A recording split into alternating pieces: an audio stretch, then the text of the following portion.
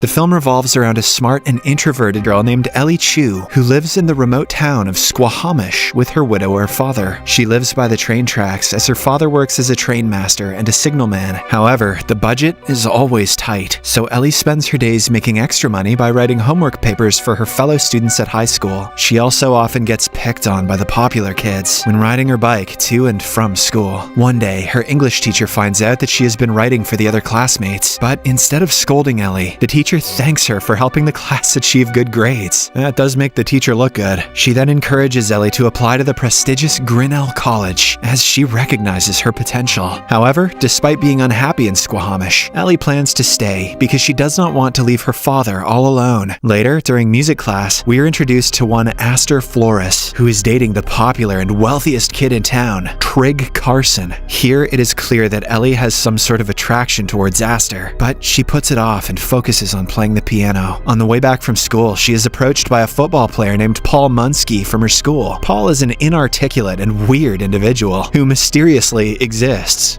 But no one knows much about him. He wants Ellie to help him write a love letter to his crush, Astor. In return, he is ready to pay double her normal charges. However, Ellie declines, saying that these types of letters should be written by oneself. Deep down, she doesn't want anyone to propose to Astor. She's mine, Munsky, you bitch. But the next day, after learning that her home's electricity supply will be cut off if they don't make a minimum payment of $50, Ellie agrees to write the love letter. In the day, the two sit down together and she reads his sample. She finds it to be very awkward, as Paul goes off topic too many times. Ellie addresses these problems with him, but Paul retaliates, stating that she wouldn't know, as she has never been in love. This pisses Ellie off, and she storms away, but not before promising to write the best love letter Paul has ever seen. Romeo, where art thou? I'm in Squamish. The same evening at home, Ellie and her father watch a movie together. Simultaneously, she is trying to write the love letter, but doesn't get any ideas. When nothing comes to mind, she uses a line from the movie they are watching.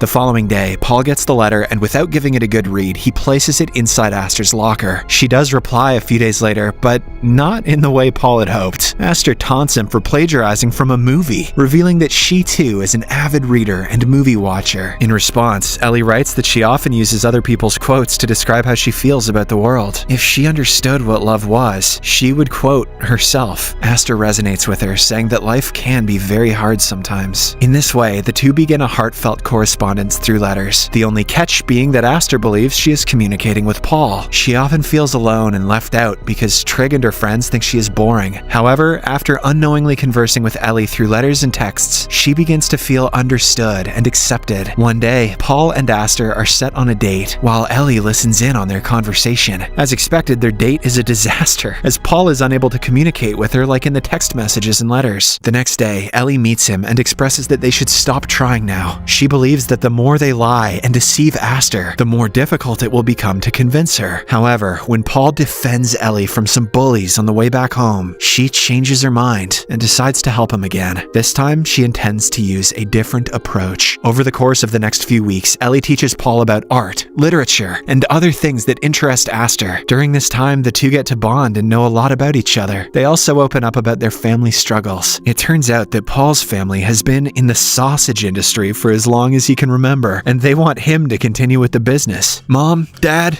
is sausage industry a euphemism? However, he finds it very boring and wants to try something different. Currently, he is working on a new dish called taco sausage, which he thinks will be a revolutionary food item. He has even mailed various food critics about his idea, but so far, none of them have responded. As for Ellie, her parents emigrated from China a long time ago. Her mother died when she was young, while her father, who has a PhD in engineering, isn't able to find the appropriate job because of his accent. Now he is forced to work as a train station master and signalman. Could be worse. A lot of guys would give their left nut to be called train master. As the two narrate their stories, they gradually become connected to one another. They even spy on Astor to get a good grip on the things she likes doing. Luckily, the hard work pays off, and Paul is eventually invited for a second date. However, when the big moment arrives, he is nervous and still has trouble conversing with Astor. Meanwhile, Ellie observes their date from outside a window. Seeing the plan go sideways, she messages Astor, pretending to be Paul and saves the evening. Paul doesn't have a clue what's going on, so he simply acts as if he is texting under the table. After a while, when Aster appears charmed, he suddenly expresses his feelings for her. The two then finally start talking, while Ellie sees them and gets upset, eventually leaving the place on her bike. The next day, Ellie is chosen to play the piano in the high school recital, so she shops for some clothes for the event, and Paul accompanies her. He tells her about his date with Aster last night, revealing that he kissed her, but this only upsets Ellie. She begins contemplating her decision to assist him. On the day of the program, during a rock and roll performance, Ellie's bullies secretly meddle with the piano. Shortly after, she steps onto the stage and proceeds to play, but to her horror, some of the keys in the piano are broken. Ellie tries to improvise and come up with a song, but it sounds so bad that the audience starts making fun of her. Meanwhile, Paul, who is watching everything unfold from backstage, finds out that it was the bullies who broke the piano. So he quickly passes her a guitar and tells her to play a song. This is because Ellie once mentioned that her favorite instrument is the guitar, not the piano. Hesitantly, she starts playing, and after a while, she gets into the groove. Ellie even sings a beautiful song that she had written herself. After her performance, the audience showers her with a loud applause, making her relieved. The same evening, Paul takes Ellie to the senior recital party, where she is greeted by everyone, and they all treat her like a friend. Unable to contain her happiness, Ellie gets heavily intoxicated and almost passes out, so Paul takes her to his home. After he lays her down to sleep, Paul goes through her bag and finds several letters. They have been addressed to popular food critics, presumably about his sausage creations. This makes Paul very happy, and he starts liking her even more. Unfortunately, the next morning, Aster arrives there and finds Ellie in Paul's bedroom. The two have an awkward conversation, where Ellie explains that she was simply passing by to drop some books off. She also reveals that Paul is head over heels in love with Aster, which finally relieves the latter. As the two girls continue talking, they bond over their shared interest in art and literature, so they decide to spend the day together. Anyone else feel like this is headed for a threesome? At first, Ellie takes Aster near the train tracks and demonstrates her father's job as a signalman. Don't be humble, Ellie. He's a train master, damn it. Then they hop into Aster's car and reach a hidden hot spring in a secluded forest. Once there, Aster undresses and jumps into the spring, while Ellie is ashamed to look at her. But after a bit of convincing, she also joins in and enters the water with her shirt on. The two share an intimate conversation, where Aster opens up about her conflicting feelings for Paul. She also reveals that she heard her boyfriend Trig talking to her father about marrying her. In the evening, after Aster drops Ellie off at her home, she meets Paul while he is taking out the trash. It turns out that he has started bonding with Ellie's dad and regularly helps with the housework. Aster asks him if he believes in God, to which he says yes. Suddenly, she pulls Paul in for a kiss, but after it is done, neither of them seem that thrilled. Ellie witnesses this from her bedroom window and becomes upset. However, this gives her renewed motivation to do something in life, so she dusts off the old Grinnell college application that she had put away. The next day, Paul has his football game, so both Ellie and Aster show up to support him. However, despite his kiss with Aster the previous night, he is more excited to see Ellie. He even wins the game for his mediocre team by delivering a brilliant performance. After the game, Paul approaches Ellie, and it is revealed that he has developed feelings for her. So he takes his chance and leans in for a kiss, but she brutally rejects him. To make matters worse, Aster walks in on them. Ellie tries to explain the situation, but she doesn't hear any of it and storms out angrily. Seeing the look in her eyes, Paul realizes that Ellie is in fact in love with Aster. He tries to warn her that it is a sin and that she will go to hell for it, but Ellie, being an atheist, could care less. From then onwards, everybody is in a state of sadness. Ellie is filled with guilt for manipulating Aster with her letters. Aster is stuck with the self-centered Trig, and Paul is left to ponder on what to do with his life. I don't know, Paul, do something with sausages. Later in the week, Paul delivers sausages.